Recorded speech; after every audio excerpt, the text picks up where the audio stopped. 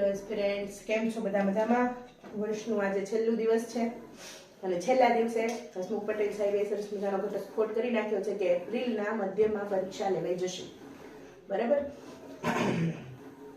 તમને કહી દઉં એના વિશે થોડીક વાત કરી લઈએ કે એપ્રિલના મિડમાં એક્ઝામ હોય તો જેટલી યુનિવર્સિટી છે ને, મોટાભાગની યુનિવર્સિટીમાં ફાઇનલ યર વાળા જે 6th સેમ વાળા હોય ને એ પહેલો અટેમ્પ આમાં આપી શકે. બરાબર, આ આપણી ઓલામાં છે જે ગાઈડલાઈન આવે ને માર્ગદર્શિકાની અંદર છે. તો 6th સેમ વાળાને જો 6th સેમની એક્ઝામ તે માર્ચ એપ્રિલમાં જનરલી હોય છે, તો જે યુનિવર્સિટી વાળાને 6th સેમની એક્ઝામ હોય ને એ લોકો એક મેઇલ કરી શકે કે એપ્રિલના મિડમાં અમારી ફાઇનલ યરની એક્ઝામ હોય છે, તો તમે ટાઈમને થોડોક સેટ કરી આપો. જેને પ્રશ્ન છે, ઘણા બધા પ્રશ્નો મારી પાસે આવ્યા છે કે એપ્રિલમાં તો અમારે 6th સેમમાં તો અમારે એપ્રિલમાં એક્ઝામ હશે.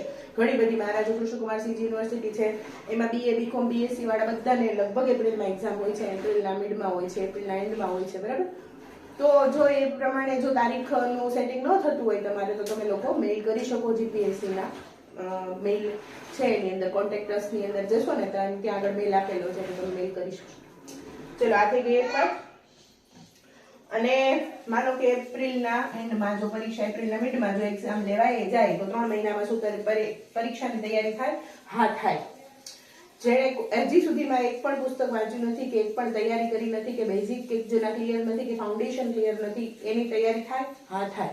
બરાબર, એટલે એવો કોઈ પણ મનમાં પેલો નહીં રાખતા. અને બીજી વસ્તુ એ કે જો તમે પહેલી જ વારમાં આ 3 મહિનાનો જે છે ને, જેમ નજીક સમય આવે ને એમ જે આપણા અંદર છે ને હોર્મોન્સ હોય, એ હોર્મોન્સ છે ને વધારે જાગૃત અવસ્થામાં હોય. જેમ કે જે લોકો તૈયારી કરતા હશે ને એને આજે બધા હોર્મોન્સ છે ને એકદમ ઊંચા નીચા થવા માંડ્યા હશે. ઘણા લોકો ઘાંઘા થઈ ગયા હશે કે હજી તો એટલું બાકી છે ને આટલું બાકી છે ને કેવી રીતે થશે, તો થશે, થઈ જશે. બરાબર, એમાં ચિંતા કરવા જેવું કશું એ નથી. અને જેણે નથી હજી વાંચ્યું જ નથી ને એ લોકોને થઈ જશે. બરાબર, સિલેબસ મેં 100 દિવસની સ્ટ્રેટેજી વાળો વિડીયો મૂકેલો છે. બરાબર, આની અંદર હું લિંકમાં આજે નખાવી દઈશ, તમે જોઈ લેજો. તમે સરસ રીતે આખો સિલેબસ કવર કરી શકશો. અને સિલેબસ એ કવર ન થાય તો મેં માર્ક્સની જે સ્ટ્રેટેજી આપી છે, એ માર્ક્સની સ્ટ્રેટેજીને ખાસ ધ્યાનમાં રાખજો. જ્યારે તમે ટોપિક છોડો છો તો એ ટોપિકનું વેઇટેજ કેટલું છે, આમાં છે ને સ્ટેટિસ્ટિકલી તૈયારી કરવાની છે. એક ચોપડી લીધી ગધેડાની જેમ આખી વાંચી નાખી અને પછી આપણે એમ કહીએ કે પરીક્ષામાં નથી આવતું ને નથી મારા થતું, તો એવું કરવાનું નથી. ગધેડા જેવી મહેનત આ પરીક્ષામાં કરાય નહીં. બરાબર, અને ન્યૂઝ હવે જો એનાલિટિકલ ક્વેશ્ચન આવશે, કારણ કે હસમુખ સાહેબ એક અલગ જ અંદાજમાં છે કે GPSC ને UPSC બનાવીને રહેશે અને UPSCના કેલેન્ડરને મેચ કરવાનો પ્રયત્ન કરી રહ્યા છે, એવું એણે પોતાના ટ્વીટની અંદર લખેલું છે. બરાબર, તો સીધી વાત છે કે લેવલ પણ UPSC જેવું જ રાખશે. અને UPSCના ક્વેશ્ચન પેપર તમે ઉઠાવીને જોઈ લો, એનાલિટિકલ ક્વેશ્ચન વધારે હશે. બરાબર, સીધા ફેક્ટ UPSCમાં પૂછાતા નથી. હિસ્ટ્રી જેવા સબ્જેક્ટને છોડી દો તો સીધા ફેક્ટ UPSCમાં પૂછાતા નથી. એટલે તમારે એ રીતે માઇન્ડસેટ રાખવું પડશે કે મારે કેટલા ક્વેશ્ચન અટેમ્પ્ટ હું કરી શકું. જો હવે જ્યારે આ થઈ ગયું છે ને, ત્યારે તે સ્ટ્રેટેજીની એક જરૂર પડશે. હું સ્ટ્રેટેજી માટે પાછો એક વિડીયો લઈ આવીશ અને એક ભાઈની કમેન્ટ છે, હું એને પ્લેલિસ્ટ પણ કરી દઈશ. બરાબર, પ્લેલિસ્ટ આખું સ્ટ્રેટેજી વાળું કરી દઈશ કે હવે તમારે કન્ફર્મ જ થઈ ગયું છે કે એપ્રિલના મિડમાં એક્ઝામ છે, તો હવે શું કરવાનું એ હું તમને એક અલગ વિડીયો બનાવીને કહી દઈશ. હવે આપણે આપણા આજના ટોપિક પર આવીએ. એ પહેલા વર્ષનો છેલ્લો દિવસ છે એટલે મોટિવેશન માટે મારું પેલું કોટ છે, જે તમને બધાને ખબર જ છે. એક વિડીયોમાં મેં પહેલા કીધેલું છે કે આજે છે ને ઈશ્વર પાસે જ્યારે પ્રાર્થના કરો ને, તો એવી રીતે એવા એટીટ્યુડથી પ્રાર્થના કરજો કે હાથ જો મારા ફેલાવું તો તારી ખુદાઈ દૂર નથી, પણ હું માંગુ ને તું આપે એ વાત મને મંજૂર નથી. મને હું પાત્ર બનું ને ત્યારે મને આપ. એવું ન કર કે પેપર સહેલું નીકળી જાય ને મારું રિવિઝન થઈ જાય, મારું આ થઈ જાય, એના લીધે હું નીકળી જાઉં, એવી નહીં ઓલી કરતા. પાત્રતા કેળવજો. પાત્રતા કેળવશો ને એટલે ઈશ્વર આમ છે ને પેલું કે છે ને, ખુદી કો કર બુલંદ ઇतना કે ખુદા ભી તુझसे આકે પૂછે બતા તેરી રજા ક્યાં હૈ. એ રીતે તૈયારી કરજો કે પોતાની જાતને જ એટલી બધી કોન્ફિડન્સ બનાવજો. અને 3 મહિનામાં થઈ જશે, ઇઝીલી થઈ જશે, બહુ અઘરું નથી. 100 ડે સ્ટ્રેટેજી જોઈ લેજો. ફરીવાર એક સ્ટ્રેટેજી વાળો વિડીયો લઈ આવીશ, ચિંતા ન કરતા. બરાબર, થઈ જશે. જ્યાં પણ અટકો ત્યાં હું છું સાથે. તમે મારે ટેલિગ્રામ, ઇન્સ્ટાગ્રામ એ બધા હેન્ડલ આપેલા છે, એના ઉપર તમે મને કોન્ટેક્ટ કરી શકશો. બરાબર, અને બહુ જ જેને જરૂરિયાત હોય, તૈયારી કરવા માંડ્યા છે એવા લોકો મને છે ને ટેલિગ્રામમાં મેસેજ કરજો, હું તમને પર્સનલી કોન્ટેક્ટ કરીશ, બરાબર? ચિંતા ન કરતા. ચલો તો આપણે આજનું ડેઈલી ન્યૂઝ એનાલિસિસ શરૂ કરી દઈએ. તો આજે તે ઇકોનોમીના બે કરંટ અફેર સરસ મજાના છે. ઇકોનોમી કરંટ અફેરમાં સૌથી વધારે આવશે, પોલિટી આવશે અને એના ક્વેશ્ચન તમને જોવા મળશે, બરાબર? જે ટેસ્ટીઆઈમાં જોવા મળ્યા એવી રીતે ક્લાસ 1 2 માં પણ જોવા મળશે અને એનાલિટિકલ જોવા મળશે. જો અત્યારથી એ પ્રકારની તૈયારી કરશો ને તો જ ભેગું થશે, નહીતર નહીં ભેગું થાય. નહીતર આ વખતે કટ ઓફ પણ નીચું જશે. જે 3 વર્ષથી આ પરીક્ષાના બહુ નજીકના કોન્ટેક્ટમાં છું, બધું જ એનાલિસિસ કર્યું છે, એના આધારે કહું છું કે પેપર જે રીતના નીકળશે ને કટ ઓફ નીચું જશે, બરાબર? આ હું સૌથી પહેલા કદાચ આગાહી કરું છું. એટલે તમે જોજો કે પેપર તમે મિડમાં આપી દેશો ને એપ્રિલના મિડમાં, પછી તમને પોતાને ખબર પડશે કે પેપર એનાલિસિસ ઉપર વધારે આધારિત હતું અને આપણે આ બધા છોકરાઓ માટે એ નવો અનુભવ હશે. કારણ કે અત્યાર સુધીમાં બેલેન્સ એવી રીતે હોય છે, પેપર બેલેન્સ એવી રીતે હોય છે કે ફેક્ટ કરેલા હોય ને એવા લોકોએ નીકળી જાય, ગોખેલું હોય એવા લોકોએ નીકળી જાય, અને થોડુંક એનાલિસિસ પર આધારિત હોય એવા લોકોએ નીકળી જાય. આ વખતે એવું નહીં થાય, આ વખતે વેઇટેજ થોડુંક બદલશે, બરાબર? તો ઇકોનોમીના કરંટ અફેરમાં શું છે તો કે યુપીઆઈ ડ્યુઓપોલી ઉપર ક્વેશ્ચન છે. આ યુપીઆઈમાં શું આવશે? પેમેન્ટ બેંક, આપણે જે બે પેટીએમ અને ગૂગલ પે, બે વસ્તુઓ ઉપર અત્યારે આખી જે વ્યવસ્થા છે ને એ આધારિત છે, જેને કહેવાય ઇકોનોમીની ભાષામાં જેને કહેવાય ડ્યુઓપોલી. ડ્યુઓપોલી એટલે શું? મોનોપોલી જેમ હોય ને, એક જ કંપની રાજ્ય કરે, એની જેમ યુપીઆઈ એટલે કે યુનિફાઈડ પેમેન્ટ ઇન્ટરફેસ, એની અંદર બે અત્યારે કંપનીઓ છે. પેટીએમ છે, જે હમણાં થોડાક સમય પહેલા ચર્ચામાં હતી કે બંધ થશે ને એના પર રિસ્ટ્રિક્શન આરબીઆઈ દ્વારા લગાડવામાં આવ્યા હતા, અને ગૂગલ પે, બરાબર? આ બે છે. આ બેયનું નિયોજન કોણ કરે છે? એક તો આરબીઆઈ કરે છે ને આરબીઆઈમાં તેની નીચેની એક સંસ્થા જે છે national payment commission of India, NPCI કરે છે, બરાબર? તો પ્રશ્ન શું છે? એક તો ડ્યુઓપોલીની સ્થિતિ સર્જાય છે. ખાલી આ એક શું કહેવાય પેમેન્ટના પેલામાં નહીં, બીજા બધી ફિનટેકમાં તમે જુઓ ને તો અત્યારે ડ્યુઓપોલીની સ્થિતિ છે. જો તમે ટેલિકોમ્યુનિકેશનમાં જુઓ ને તો વોડાફોન આઈડિયા, ત્રીજો આપણી પાસે ઓપ્શન નથી કે બીએસએનએલ અત્યારે એટલી સુવિધાઓ પૂરી પાડતું નથી, તો વોડાફોન આઈડિયામાંથી તમારે એક કોઈ પણ સિલેક્ટ કરવું પડશે. એટલે ડ્યુઓપોલી થાય. કોઈ પણ બે જ કંપની જો કરતા હરતા થઈ જાય, પ્રમુખ થઈ જાય, તો શું થશે? તો બીજા બધા જે છે ને એ કોમ્પિટિશનમાં નહીં આવે. અને બીજી એક તકલીફ એ છે કે આ પેટીએમ ને ગૂગલ પે બે જે છે ને એ ઇન્ટરનેશનલ સંસ્થાઓ છે, ઇન્ટરનેશનલ કંપનીઓ છે કે જે ભારતની અંદર અત્યારે આ બંનેનું જે પેટીએમનો જે ખાલી છે ને એ 48% છે અને આનો 37% છે, બરાબર? પેમેન્ટના પેલામાં વાત કરીએ તો આનો જે શેર છે ને 48% છે અને ગૂગલ પે નો 37% છે. એટલે મતલબ કે 70-80% જેટલું તો આ લોકો જ તે કરીને બેઠા છે. તો 20%માં આપણા ઇન્ડિયન જે પ્લેયર થશે, જે સામાન્ય હશે એ હશે, બરાબર? તો કોમ્પિટિશન જ નથી, બે જ છે. એટલે શું કરશે કે આ પ્રોફિટ શેરિંગ કરશે. પ્રોફિટ શેરિંગ કઈ રીતે કરશે કે ભાઈ હવે પછી પૈસા વધારશે. જેમ પેલા નેટ છે એ ફ્રીમાં મળતું હતું, પછી ધીમે ધીમે એના પૈસા વધાર્યા અને અત્યારે તો 28 દિવસનો મહિનો કરી નાખ્યો, જે એકેય કેલેન્ડરમાં નથી, બરાબર? અને ભાવ પણ કેટલા વધારે છે. તો એ રીતની સ્થિતિ સર્જાય, જે કસ્ટમર માટે સારું નથી, એઝ અ કન્ઝ્યુમર આપણા માટે સારું નથી અને આખી ઇકોનોમી, ઓવરઓલ ઇકોનોમી માટે પણ સારું નથી. કારણ કે કોમ્પિટિટિવ ઇકોનોમી હશે તો જ એનો ગ્રોથ થશે. જો કોમ્પિટિટિવ ઇકોનોમી નહીં હોય ને બે જણા તે બધું રાજ કરીને બેસી જશે તો પછી સ્થિતિ બગડશે, બરાબર? તો આ રીતનો આખો એક આર્ટિકલ આપેલો છે. એનપીસીઆઈ આના ઉપર રોક લગાવવા માટે શું કીધું હતું કે 30%થી વધારે માર્કેટ કેપ્ચર તમે કરી ન શકો કોઈ પણ કંપનીમાં, કોઈ પણ ક્ષેત્રની અંદર. આ પેમેન્ટની વાત છે, ટેલિકોમ્યુનિકેશન હોય કે બીજી કોઈ પણ સર્વિસ હોય, તેમાં તમે 30%થી વધારે માર્કેટ કેપ ન કરી શકો. પણ આ પેટીએમનું કેટલું છે? 48%, એટલે અરાઉન્ડ 50% જેટલું તો પેટીએમનું જ છે. તો એના માટે તે પેટીએમને રિસ્ટ્રિક્ટ કરવામાં આવી હતી અને બીજા બધા પેમેન્ટના પેટીએમના પ્રશ્નો હતા, પણ આ મુખ્ય કારણ હતું, બરાબર? આરબીઆઈ દ્વારા, એનપીસીઆઈ દ્વારા જ્યારે પેટીએમને રિસ્ટ્રિક્ટ કરવામાં આવી ત્યારે, બરાબર? તો એનપીસીઆઈએ એને રૂલ કરવા માટે એમ કીધું હતું કે 30%થી વધારે માર્કેટ કેપ ન હોવો જોઈએ. તો આનો 48% છે. તો હવે પછી એ લોકો શું કહેવાય તારીખ જેવું થયું કોર્ટની અંદર, પણ હવે આ એનપીસીઆઈ એમ કહે છે કે 40% આપણે આને વધારી દઈએ એટલે પેટીએમને ફરીથી પોતાની સર્વિસીસ ફૂલ ફ્લેજમાં ચાલુ કરી શકે. તો પણ પરિસ્થિતિ થાય 40% અને 40% બીજી કોઈ કંપની, એટલે 80% તો માર્કેટ કેપ્ચર થઈ ગયું. પછી બીજી જે કંપનીઓ છે એને 20%માં જ રમવાનું રહ્યું, બરાબર. તો આ રીતની સ્થિતિ અત્યારે હાલ પેલામાં છે. એટલે ઇકોનોમીમાં ડ્યુઓપોલી શબ્દ અગત્યનો થઈ છે.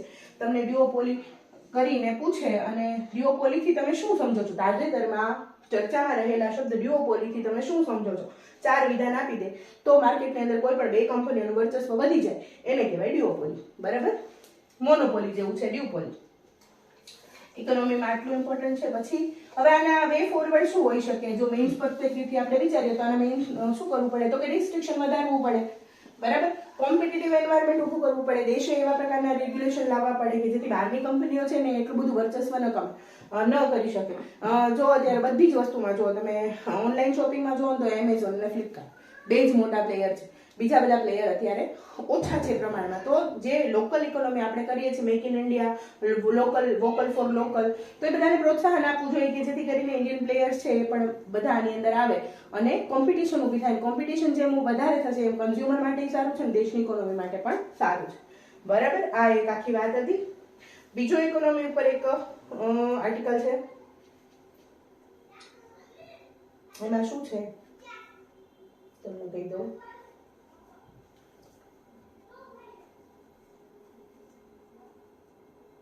અનકન્વેન્શન, આ એઆઈ બેઝડ છે, આ સાયન્સ એન્ડ ટેકનો ક્વેશ્ચન છે અને ઇન્ટરનલ સિક્યોરિટી સાથે પણ આપણે મેચ કરી શકીએ. આપણે જોયું હતું હમણાં જ, કાલે જ જોયું હતું કે એઆઈ ના 6th જનરેશન વાળું જે ઓલું શું કહેવાય એરક્રાફ્ટ ચાઇનાએ જે છે લોન્ચ કરી નાખ્યું, બરાબર. 6th જનરેશન વાળું. તો હવે જે છે ને રાજનાથ સિંહે એક પેલું આપ્યું છે, આ બંધ કરી દેને ફ્લેશ સીધી હાથમાં, એક જ મિનિટ. તો રાજનાથ સિંહે એક નિવેદન આપ્યું છે. શું નિવેદન આપ્યું છે કે હવે જે અનકન્વેન્શનલ વોરફેર છે ને, અનકન્વેન્શનલ એટલે પહેલા શું થતું હતું, સામસામે લડતા હતા, બરાબર. હાલ આવી જતું હું જોઈ લઈએ કોણ વધારે બળુકું એમ. પણ હવે એવું નથી થતું. હવે કેવું રીતનું થાય છે કે બધા પ્રકારના અલગ અલગ પ્રકારના યુદ્ધો થાય છે. તો આ સીધો મેઇન્સનો ક્વેશ્ચન બની શકે અને પ્રિલિમ્સમાં પણ આ પ્રકારનો ક્વેશ્ચન આવવાની શક્યતા છે, બરાબર.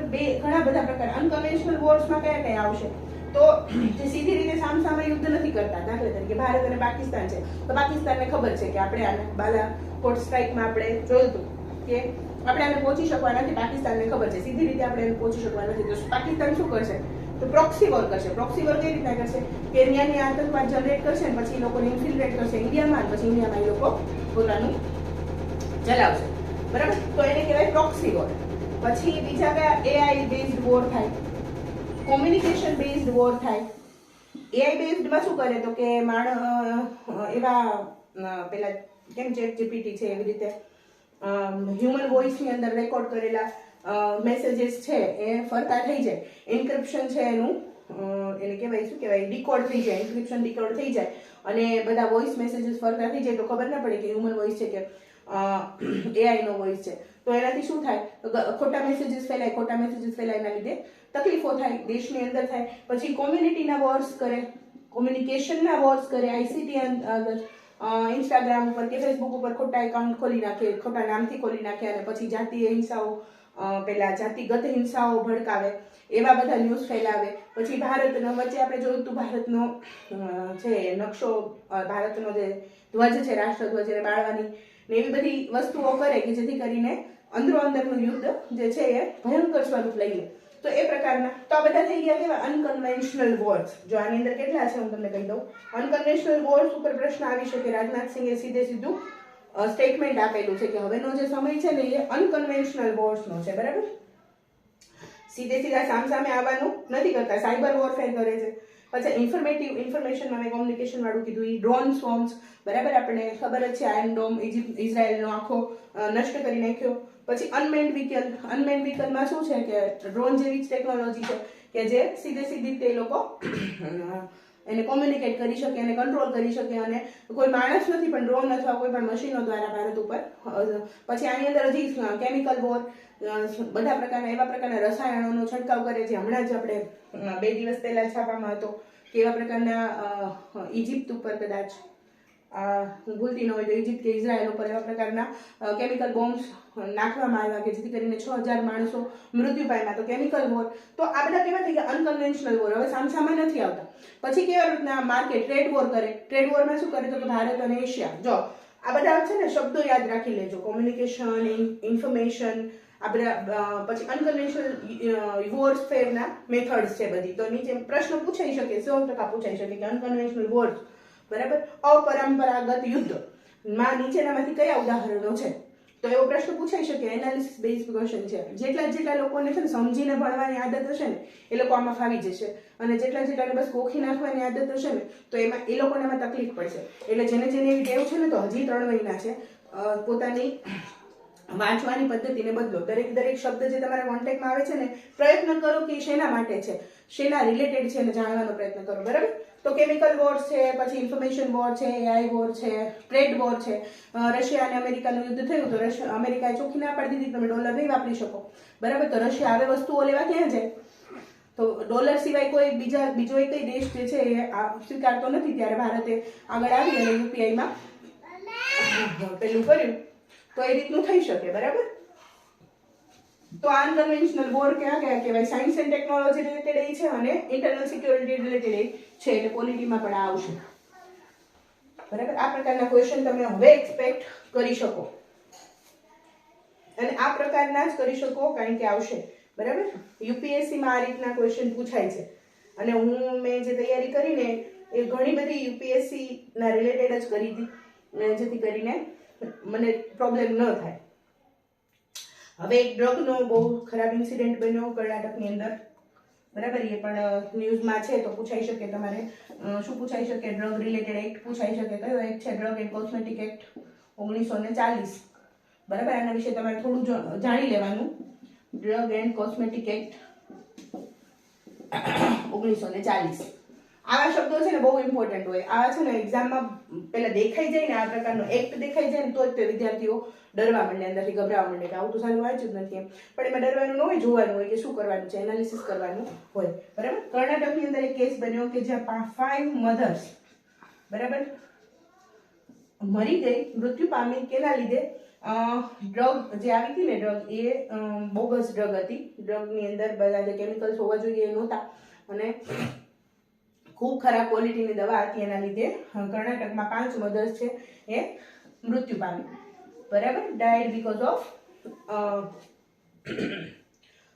સ્પુરિયસ ડ્રગ, એવો શબ્દ વાપર્યો હતો. સ્પુરિયસ એટલે બહુ ખરાબ ક્વોલિટીની ડ્રગ જે વાપરવાના લીધે થઈને 5. તો હવે શું?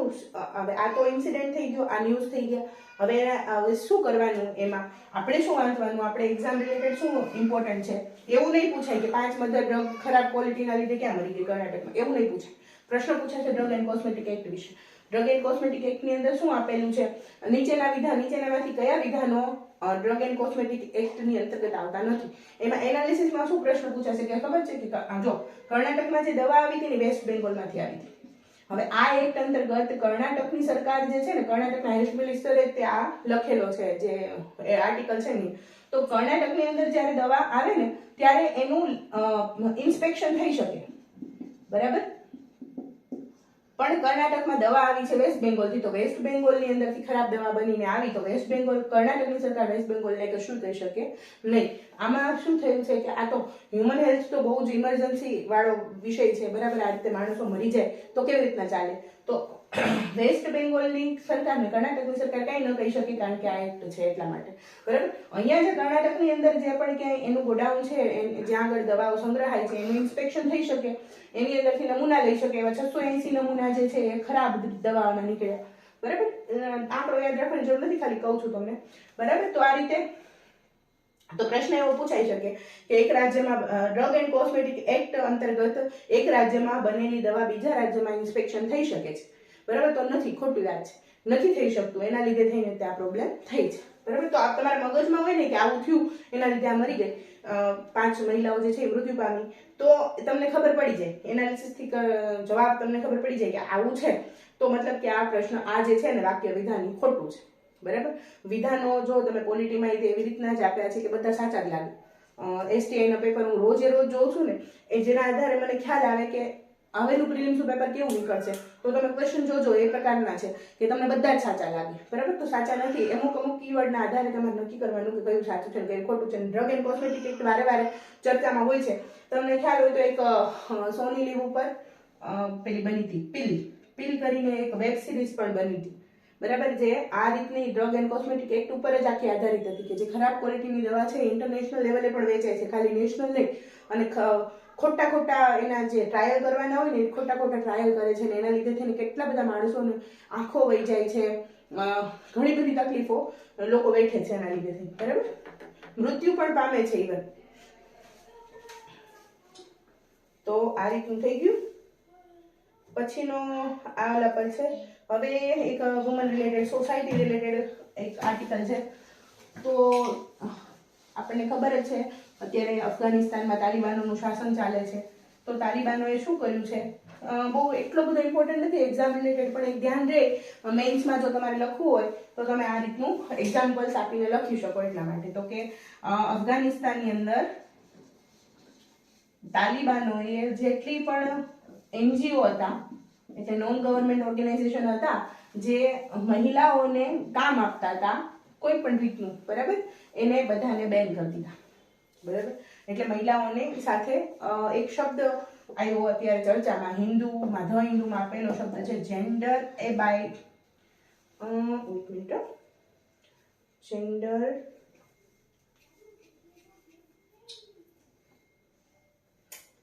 એપાર્થિડ, બરાબર? જેન્ડર એપાર્થિડ,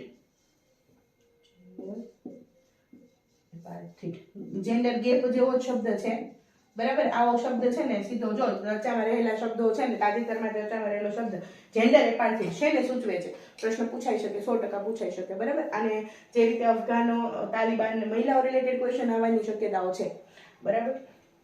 પેપરનો ટ્રેન્ડ તમે જુઓ ને, ટ્રેન્ડ એનાલિસિસ કરો ને તો તમને ખ્યાલ આવે કે જે પણ વંચિત વર્ગો છે ને એના ઉપર પ્રશ્નો આવે છે, SC ST ઉપર પ્રશ્નો આવે છે, મહિલાઓ ઉપર પ્રશ્નો આવે છે, વૃદ્ધો ઉપર પ્રશ્નો આવે છે કે એના કલ્યાણ માટે શું શું કરવામાં આવ્યું છે. તો આ થોડુંક એનાલિસિસ કરો તો ખ્યાલ આવે, બરાબર? તો આ રીતનો પ્રશ્ન પૂછાઈ શકે જેન્ડર એપાર્થિડ એટલે શું? તો મહિલાઓને અન્યાય કરવો, જે જેન્ડર ગેપ ને એના જેવો શબ્દ છે, બીજું કાંઈ આમાં ખાસ છે નહીં. બીજું શું છે? UN નો રિપોર્ટ આવ્યો છે ક્લાઇમેટ ચેન્જ ઉપર, જે આપણને ખબર જ છે. હવે 2024 પૂરું થઈ ગયું છે અને 2025 શરૂ થવાનું છે. તો UN એ 2024 ને વોર્મેસ્ટ યર જાહેર કર્યું છે. માનવ ઇતિહાસમાં સૌથી વધારે ગરમ યર આ રહ્યું 2024 છે, બરાબર? શું થયું કે એના એસ્ટિમેશન મુજબ સી સરફેસ જે ટેમ્પરેચર હોય ને, બરાબર, સી નું ટેમ્પરેચર છે ને એ જમીન કરતા સી વધારે ઝડપથી ગરમ થાય. તો સી સરફેસ ટેમ્પરેચર તે 1.5 ડિગ્રી સેલ્સિયસ થી વધી ગયું છે. જે આપણો ઉદ્દેશ્ય શું હતો કે એક સમય હતો ઔદ્યોગિક ક્રાંતિનો સમય, 1850 થી લઈને 1900 સુધીનો જે સમય ઔદ્યોગિક ક્રાંતિનો સમય કહેવાય. એ સમયમાં જે એના પહેલા જે ટેમ્પરેચર હતું ને એ ટેમ્પરેચર કરતા 1.5 ડિગ્રી સેલ્સિયસ જ આપણે વધારી શકીએ, એનાથી વધારે વધારી શકીએ નહીં. એ લિમિટ તો આપણે ઓલરેડી ક્રોસ કરી ચૂકી છે, બરાબર? એટલે હવે જો અત્યારે જે ક્લાઇમેટ ચેન્જના કેવા આપણે અનુભવો જોઈ રહ્યા છીએ, ક્યાંક દુષ્કાળ પડે છે, ક્યાંક પાણી એટલો વરસાદ પડે છે, એટલો બધો વરસાદ પડે છે કે પૂર આવી જાય છે, રણમાં વરસાદ થઈ રહ્યો છે. તો આ બધું થાય છે, આપણે એના સાક્ષી છીએ. અને હવે 2025માં શું થશે એ કોઈને ખબર નથી, કારણ કે ઓલરેડી જે આપણે જે કરવાનું નહોતું, આ 1.5 ને ક્રોસ કરવાનું નહોતું, એ તો આપણે કરી ચૂક્યા છે. હવે ક્યાં જઈને આ બધું અટકશે એ આપણને હવે જોવાનું રહે. આ થ્રેશોલ્ડ હતો કે 1.5 પછી જો વધશે ને તો પછી ઇરિવર્સિબલ થઈ જશે. આ શું કામ 1.5 છે? 1.5 એટલા માટે રાખવામાં આવ્યો તો એ વખતે ક્લાઇમેટ ચેન્જના જે પણ કોઈ પેરિસ ક્લાઇમેટ ચેન્જની અંદર જે પણ કોઈ એક્સપર્ટ્સ હતા એ લોકો એવું કીધું હતું કે જો 1.5 થી આપણને એમ થાય કે 1.5 થી શું થાય, પણ 1.5 નહીં, ખાલી 0.01% ટેમ્પરેચર હાઈ થાય ને તો કેટલી બધી પ્રજાતિઓ નષ્ટ થઈ જાય પૃથ્વી ઉપર, કારણ કે આ ટેમ્પરેચર મેન્ટેન છે ને એના લીધે તે લોકો જીવી શકે છે. એમાં સી સરફેસમાં તો વધારે બાયોડાયવર્સિટી જે છે, મરીન બાયોડાયવર્સિટી એ પણ નષ્ટ થઈ જાય. તો 1.5 એ તો શું થવાનું? અને 1.5 છે ને થ્રેશોલ્ડ હતો કે બસ એટલી લિમિટ, એમ આનાથી વધશે ને તો પછી બધી જે પણ કઈ ઘટનાઓ થશે ને ઇરિવર્સિબલ થશે, બરાબર? એટલે હવે આપણે એ સમયની અંદર પહોંચી ગયા છીએ. જોઈએ હવે આગળ શું થાય, શું આપણે કરીશું. દિલ્હી અત્યારે સૌથી વધારે પ્રદૂષિત શહેરોમાં છે. તમે જો માણસો બહાર નથી નીકળી શકતા. ઇવન ભાવનગરની અંદર 10-11 વાગ્યા સુધી ધુમ્મસ જેવું વાતાવરણ હોય છે. બરાબર, તો આ રીતનું છે. બસ આજના તો એટલા ટોપિક હતા. આજનું એનાલિસિસ આપણું અહીંયા પૂરું થાય છે. બસ આ પૂરું થાય છે. હવે આજનું કંઈ નથી નવું, તો ફરી વાર કાલે મળીએ નવા એનાલિસિસ સાથે. આજે અથવા તો કાલે હું એક સરસ મજાનો મોટિવેશન માટેનો વિડીયો લઈ આવીશ. જે લોકો વિચારે છે કે નહીં કરી શકીએ, કે કેમ કરી શકીએ, કે શું કરી શકીએ, તો થશે અને 100% થશે. અને કઈ રીતે થશે એની આખી સ્ટ્રેટેજી કહીશ. અને એક અલગ વસ્તુ, એક ચાર્ટ બનાવીને દઈશ કે જેમાં તમે તમારી રીતે ફેરફાર કરી શકો અને તમે લોકો તમારું એડજસ્ટમેન્ટ જે રીતે કરી શકો ને એ રીતે એક કોમન ચાર્ટ બનાવીને દઈશ સ્ટ્રેટેજીનો, જે હું PDF પેલા પર મારી ટેલિગ્રામ ચેનલમાં નાખી દઈશ. એટલે જે લોકોએ હજી સુધી ટેલિગ્રામ ચેનલ જોઈન ન કરી હોય એ ખાસ કરી લેજો. યુટ્યુબ ચેનલને વધારે ને વધારે શેર કરો. ક્વેશ્ચન હવે આ ટાઈપના આવશે, બરાબર? આ વસ્તુને સમજી લેજો. અત્યાર સુધીમાં UPSCના પેપર બહુ વધારે પ્રમાણમાં મેં એનાલિસિસ કર્યા છે, GPSCના પણ કર્યા છે. અને એટલે જ ઓછા સમયની અંદર મેં GPSCને લગભગ મારી પાસે જ્યારે GPSC થઈને ડિક્લેર થઈને કે આ તારીખે લેવાશે, પહેલી 7મી જાન્યુઆરીએ લેવાઈ હતી. પહેલાં કંઈક ડિસેમ્બરમાં લેવાની હતી, 8 ડિસેમ્બરે, અને પછી ડિલે થઈ હતી એટલે 7 જાન્યુઆરીએ લેવાઈ હતી. એટલે એ ગણો ને તો 2 થી 3 મહિનાની જ મહેનતમાં મેં પ્રિલિમ્સ કાઢી હતી. બરાબર, મેં કીધું એમ કે સાહિત્યની શોખીન છું એટલે વાંચન છાપાઓનું ને એવું રોજ થતું હતું, પણ એઝ સચ GPSC માટે મેં વાંચ્યું નહોતું. પણ એનાલિસિસના આધારે હું આ એક્ઝામ ક્લિયર કરી શકી, તો હું તમને પણ એ કોન્ફિડન્સ અપાવી શકું છું કે એનાલિસિસના આધારે તમે આ એક્ઝામ ક્રેક કરી શકો. બરાબર, એટલે તમે મારી વાત ઉપર ભરોસો કરી શકો. એટલા માટે તે બને એટલા વધારે લોકો સુધી આ ચેનલને પહોંચાડો. અને આમ હું શું કહેવું કે મને ગર્વ થશે કે જો હું તમારી જર્નીમાં તમારી સાથે હોઈશ. Thank you.